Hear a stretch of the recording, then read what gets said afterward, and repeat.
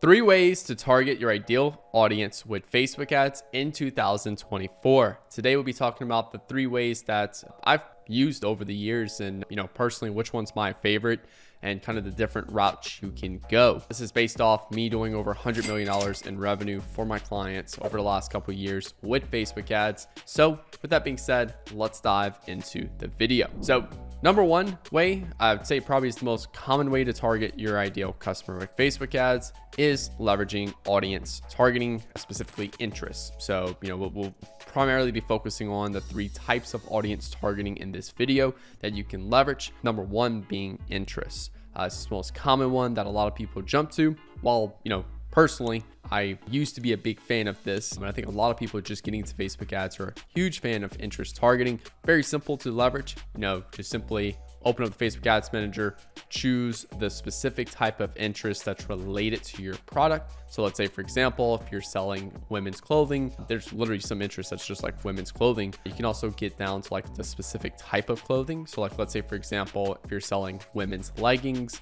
you can go down and select things like other types of brands that are selling leggings like Nike, Gymshark. I want to say Gymshark's not actual targetable one. You can look at things like Under Armour, for example. So a couple of other brands that are selling the type of product that's similar to you. And then you can also look at similar types of products that brands are selling. Then you can also look at generic keywords, women's clothing, women's leggings, women's t-shirt in general, clothing in general. And then the third one is actually types of interests and activities that these particular people do.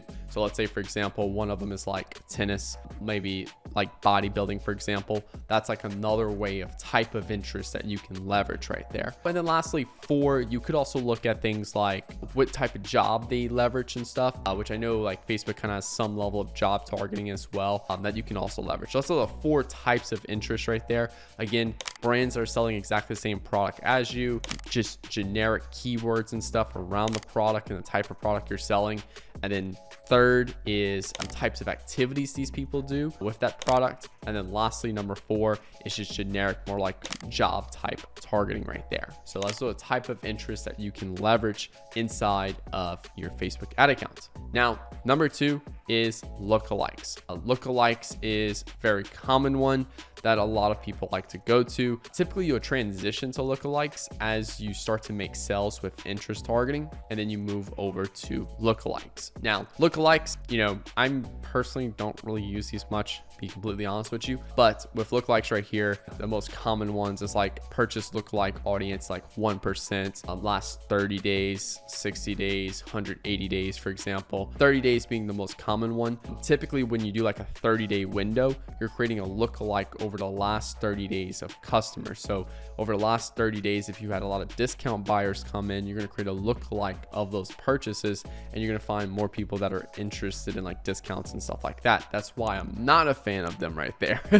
But that's just one thing to look at, that you're consistently looking at the last 7 days, 30 days, 180 days, creating a lookalike off those purchases, and you're attracting more people like those people that came in the last, over that period of time right there. But yeah, there's some other common ones people leverage, like, landing page views lookalike, add to cart lookalike. I've always been a fan of like the IG and Facebook engagements lookalike audience. Last 30 days, that was one when I used to do these lookalikes. That was a big one right there that we used to leverage. But yeah, that's lookalike audiences. And then what you can do is, as you spend more, you can also test some higher level audiences, like lookalike 1%. Then you can do like 1% to 2%, 3% to 4%, and kind of working your way up to get more people in that particular bucket right there. Now, number 3 is broad targeting, and this is the one that we leverage, and the only thing we've been preaching the last 2 years, if it hasn't been obvious now. And broad targeting is where all you're doing is selecting a location, a gender, and an age. So let's say, for example, if I want to target USA, then I'll just literally select USA. I'll select the gender, male or female, or if I'm selling a unisex product where like male and female can use this product, then I'll just do all. If it's a female clothing brand, I'll select female. If it's male clothing brand, I'll select male. So just to give you guys some examples right there. And then I'll select the age. 90% of the time, I just leave it 18 plus. There's been some accounts where like, we're selling alcohol where we have to target 21 plus. There's also some other accounts as well where like We legally can't advertise to anyone below 60 because of the nature of our type of product, for example. So a lot of different variety, just working with accounts and clients and stuff like that we had to have a specific type of age targeting. But if you don't know who your ideal customer is, then just do 18 plus. I don't really limit the age, rarely, I rarely limit the age for a couple key things.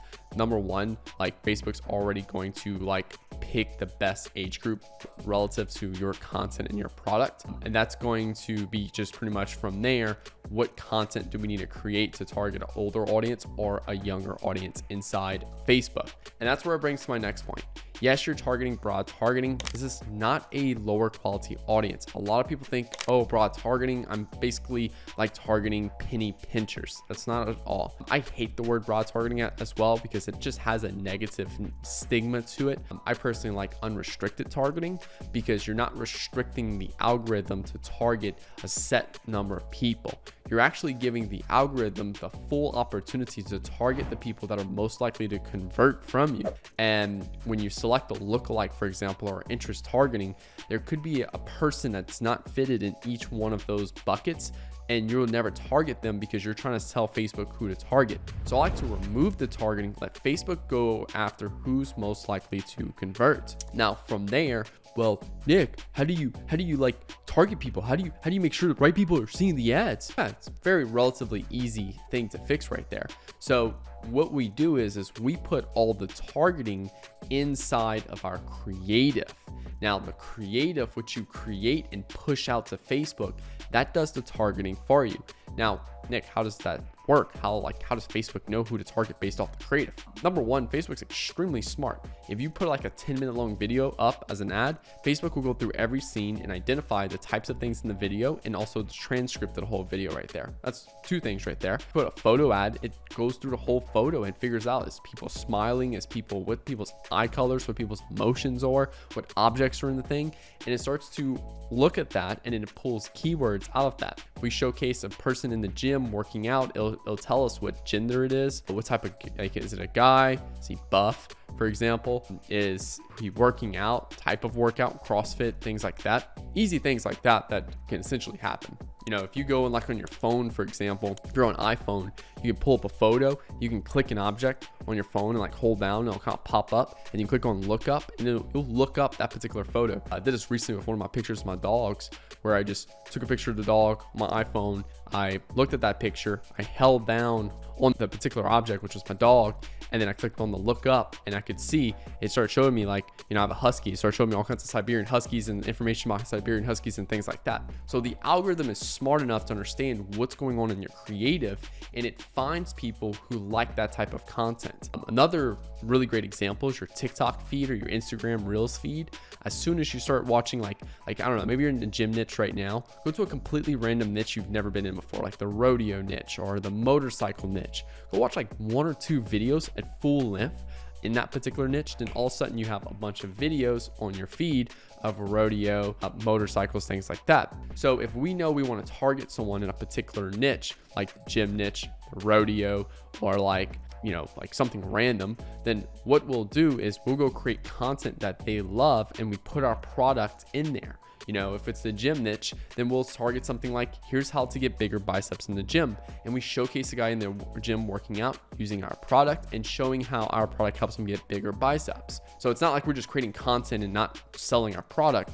We're still selling our product. We're just creating content that looks like stuff they love, but then we're also talking about how our product helps them get those things. So we do all that in the creative, and this allows us to spend significantly more money on Facebook ads because while lookalikes are great, one, they're very limited, and we've never been able to scale an account past $200-300 a day with lookalikes. Interests are cool, right?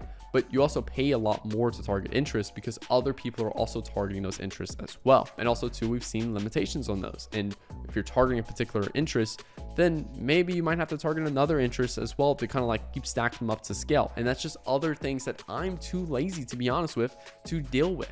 I don't want to have to sit there and keep updating the audiences in Facebook. I want to do as little work as possible in the ads manager to get as best results as possible. And that's where broad targeting comes in play. And like I said, dozens of case studies on the channel. this personally has worked for us the best. We've been able to outspend accounts that's on lookalikes, outspend accounts on interest targeting, and still get good results. I'm not saying like we go broad targeting and then all of a sudden like there's bad results or worse results. We're getting better results on a lot of the accounts because now like the algorithm can actually target the people that are most likely to convert at all times. So we're actually seeing better results from a CPA and ROAS perspective than interest and lookalikes while spending more money in the account. So that's also another common myth, is that maybe we go broad targeting, we have to accept a lower result. No, we're still getting really good results. I'm not like just going broad, seeing worse results and scaling that up because we can spend more. Not at all. So that's just a couple key things right there around broad targeting, why we like to leverage it, why we personally love it over interest and lookalikes and stuff like that. Those are 3 key ways to target.